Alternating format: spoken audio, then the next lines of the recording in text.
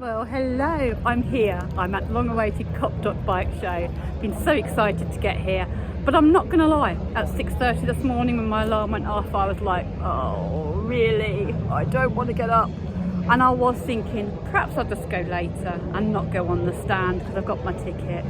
But I'm really glad that I got my ass out of bed and I got on the road. A very cold and misty one this morning, but I'm here and enjoying it. Had lots and lots of people looking at the Can-Am Riker stall, or the Can-Am stall should I say, since we've got here. It's not even a stall, what am I saying? It's just a display of all us lovely UK Spider and Riker riders. Why am I here? Why did I get myself out of bed? Well, because I love the Can-Ams. I love the Can-Am Riker personally. I did quite like the F3 as well, as some of you will know. I did try and find a quiet bit here, but obviously I'm near a tannoy, so apologies. But I'm not going to start again. You know me, raw unfiltered, as I am, as you get me. That's it. You're not going to get anything more. This is me, perfectly imperfect, and that's fine. So yeah, I'm here because I am so passionate, and what I've been saying to people is 3 years ago, I was in a wheelchair some of the time. I had to use a walker all of the time.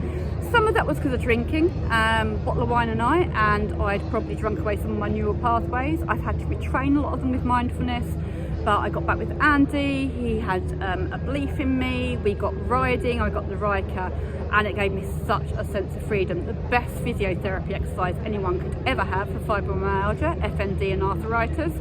And just the best confidence builder for anxiety and depression, and we've had so much fun. And I am really, really passionate about people getting out on the road. People who are bikers and can no longer ride on two, don't give up, always find another way round, which is a lot of my blogs are about that. You know, Positive Recovery with Karina is about finding different ways to do things. Don't give up, don't give in, keep going. There is always an alternative. Sometimes we have to think outside of the box, sometimes we have to go from 2 to 3, sometimes like me we go from 4 to 3, and it's great and it is the best. And that's why I'm here, because I'm very passionate that everyone should at least test ride a Can-Am Riker once in their life.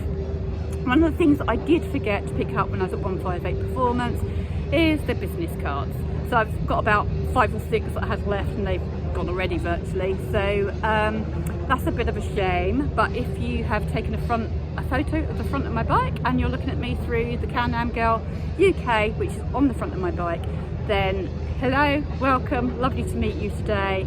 And it's 158 Performance is where I go to get all my stuff done. Now, if you're in Ipswich, London Speed is also quite near. The reason I didn't go to London Speed is because I didn't want to test ride around the roads of London. The roads of Lincolnshire were far better for me, and I haven't been disappointed because the guys there are fantastic. Anyway, what else has happened this morning? So I met a lovely bloke called Steve from Camriders, because he was coming and asking about the licensing requirements for the Can-Am. So again, Can-Am, you can ride for pre-1999 grandparents' rights, you can ride on a car licence. There is a bit of controversy between 1999 and 2013. Some people say it's after 2013, not sure. But definitely after 2013 you have to have a full bike licence. Personally, I think that's wrong. I think that if you're riding on 3 and a Can-Am Riker, you should be able to do a separate test for a Riker or for a Can-Am for 3 wheels, because it would have ruled me out if I hadn't had my test pre-1999. I mean, I'm an old bird. I took mine in 1983, I think it was, so there you go. So I've well and truly got grandparents' rights. And I am even a granny, a May-May.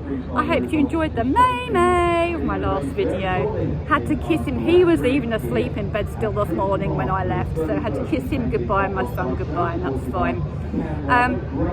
But yeah, so it was really interesting talking to Steve, because I was talking to him about how I wouldn't pass on 2 wheels.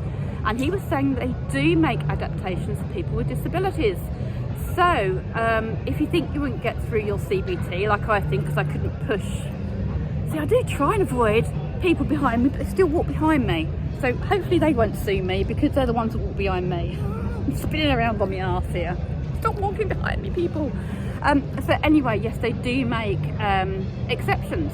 So I know I couldn't push off from the curb and do a U-turn, even on a small bike. But they make exceptions to disability, so it might be worth checking out. If you're in the area, then you can contact Steve that I spoke to, and he's at Camriders, and also Chris Ball apparently in Norwich, which is my local one, also do adaptations for disabilities for riders on 2, so check them out. Don't give up. If you still want to ride on 2, there are possibilities, and I know there are charities as well that will help with adaptations for your bike also. The other thing is, I was just speaking to one of my fellow Can-Am rider Rikers, and he told me, written on my hand, about Nix Wax and NIXWAX, and you can spray anything to waterproof it. Definitely going to get some of that. Anyway, I am going to shut up now. I'm going to probably not talk very much today. I'm just going to show you some bike fun.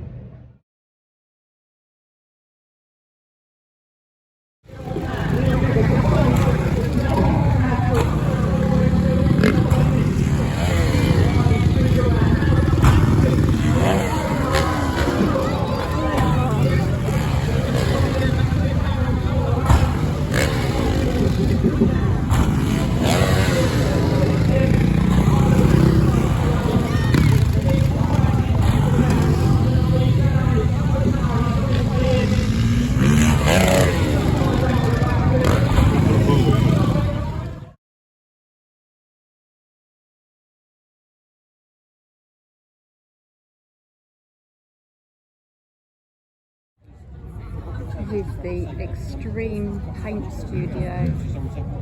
Amazing. Oh, that amazing word is getting nearly as bad as fantastic.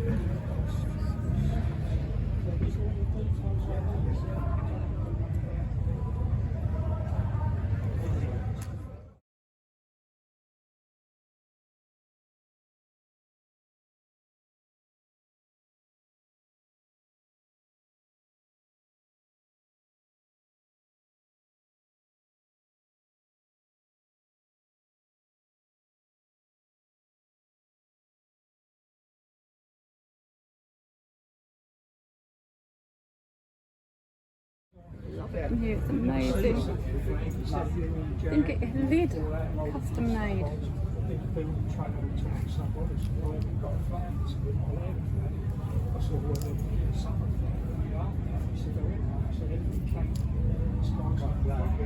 Essex has got yeah, that's right.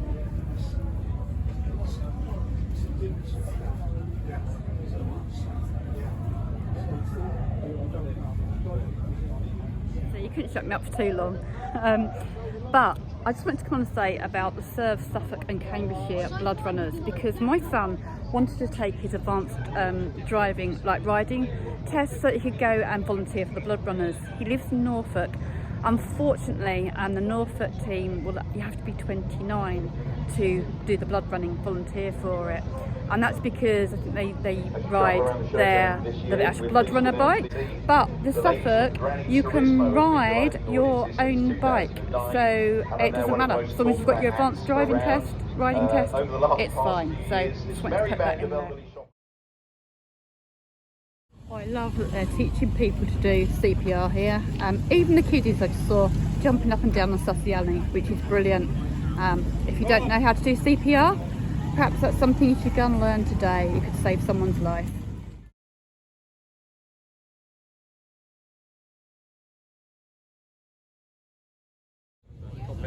Electric bikes. Unsurprisingly, there's not many people here. The other stands are heaving with people. But maybe it will catch on.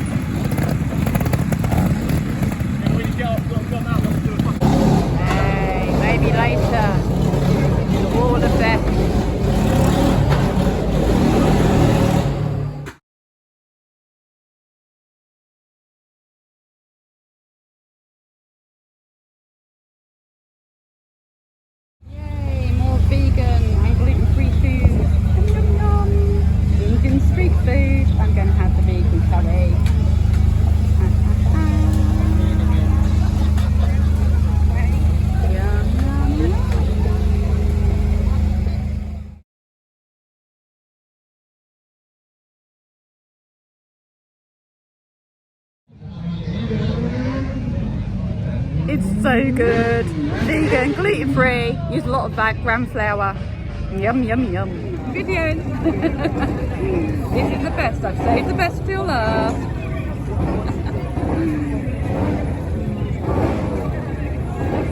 The Can-Ams. F3. The Spiders.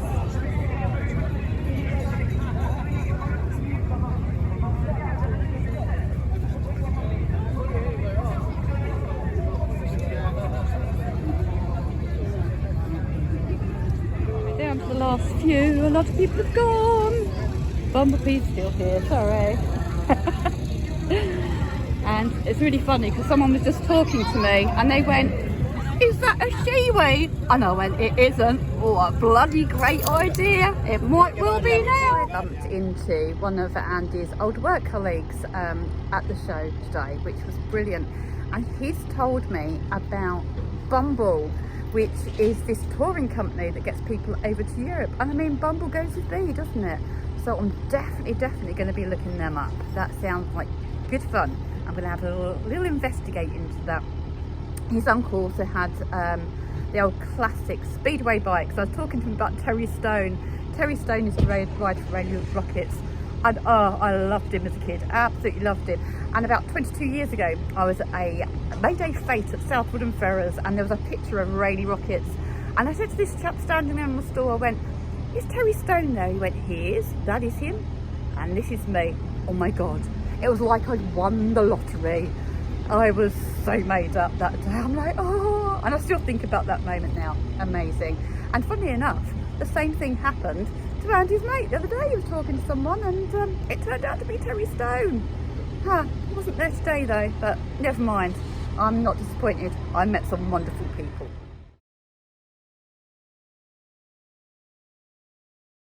Well, I've had the best of days. It was absolutely brilliant. I'm so glad I made myself get up at 6:30 this morning, get out of bed and come on down to Copdock Bike Show.